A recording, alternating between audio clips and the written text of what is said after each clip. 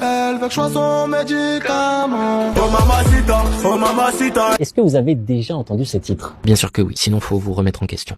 Ils ont un point commun qu'on peut repérer quand on entend cette guitare,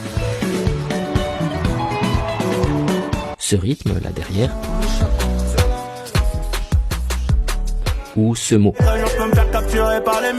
Ça veut dire policier en lingala. Tout ça est lié au Congo.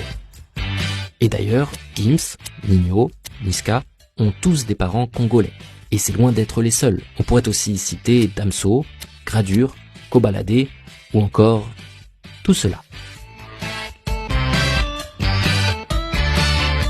Prenons les albums de rap les plus vendus sur les 10 dernières années. Eh bien, les rappeurs d'origine congolaise sont souvent derrière un quart de ces albums. Ouais, ça fait beaucoup. Et c'est d'autant plus intriguant quand on ajoute cette autre information. Les Congolais ne représentent que 0,2% de la population en France. Alors, on ne dispose pas du chiffre exact pour leurs descendants, mais on peut quand même dire que l'ensemble est ultra minoritaire dans le pays. Donc la question c'est, comment expliquer ce poids si important des rappeurs d'origine congolaise? Alors, avant de commencer, je précise un truc. Le Congo, c'est ici et ici. L'un a été colonisé par la France, l'autre par la Belgique. Deux pays francophones donc, comme d'autres dans la région.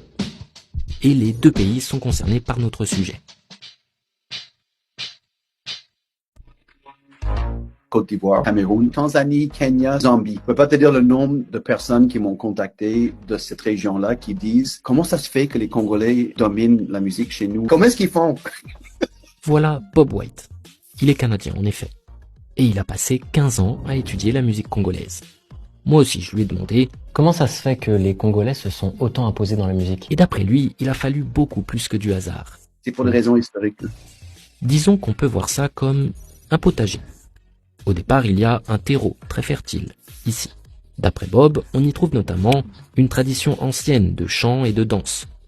La religion chrétienne qui encourage la pratique musicale, le lingala, une langue mélodique parlée au Congo, et puis ça, Tin, tin, tin, tin, tin. un rythme présent dans les musiques anciennes de la région. Lors de la traite négrière, de nombreux esclaves sont envoyés en Amérique, notamment à Cuba. Ils participent à la naissance d'une musique où l'on retrouve ce... Ta, ta, ta, ta, ta. Cette musique, c'est la rumba cubaine.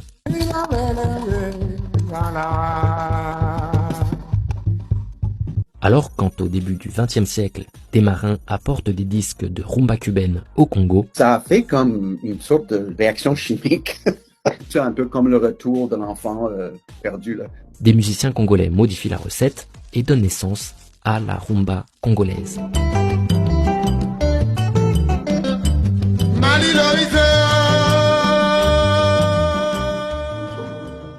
Bon, mais ensuite, pour que la rumba congolaise pousse très haut, il a quand même fallu quelques engrais, notamment cet homme, un commerçant grec installé au Congo, qui enregistre et diffuse les premiers titres de rumba congolaise à la fin des années 40.